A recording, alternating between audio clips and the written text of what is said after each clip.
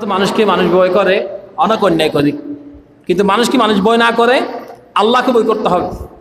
কারণ যতক্ষণ আমার রিজিক আছে এতক্ষণ পর্যন্ত আমার হায়াত পৃথিবীতে থাকবে।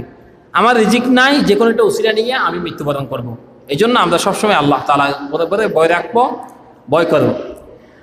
অন্য একটি আয়াতের মধ্যে আল্লাহ সুবহানাহু ওয়া তাআলা বললেন, واتقوا يوما لا تجزي نفس واتقوا يوما ترجعون فيه إلى الله ثم توفى كل نفس ما كسبت وهم لا يظلمون।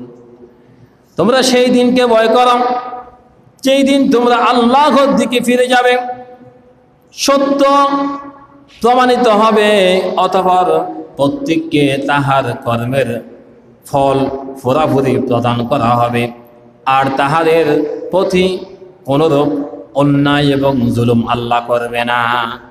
ওয়াত্তাকু, ভয় করো, ইয়াওমান তুরজাউনা ফীহি ইলাল্লাহ, ওই আল্লাহকে তুমি ভয় করো বান্দা।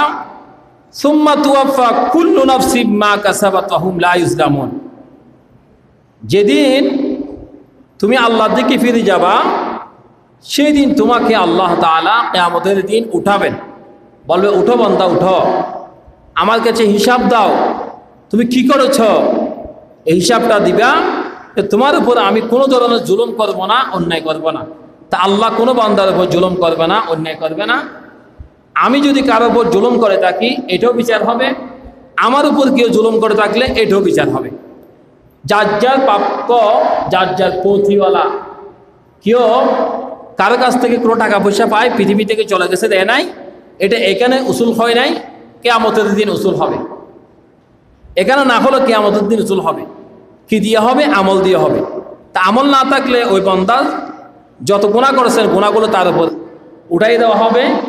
এই বান্দাকে আল্লাহ তাআলা এটার উপর, তুমি বান্দা পৃথিবীতে কিছু পাও নাই, এখানে হলো আমি তোমাকে দিয়ে আমার জান্নাত দিতে পারি কিনা, এটার জন্য আল্লাহ চাইবেন।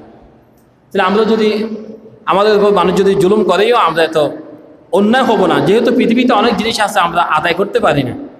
সম্পদ নিয়ে ফেলছে, আমার বড় শক্তি নাই, টাকা পয়সা নিয়ে ফেলছে, আমার বড় শক্তি নাই, আমি নিতে পারতেছি না, কিন্তু আল্লাহ চাইলে আমাকে একদিন কি একদিন টাকা পয়সা দিতে পারে। আমরা এটার জন্য টাকা পয়সা কম থাকলে মানুষ এটা আল্লাহকে বেশি চিনে, আল্লাহর প্রতি বেশি মোতাবাজ্জা হয়, আল্লাহকে বেশি ভয় করে।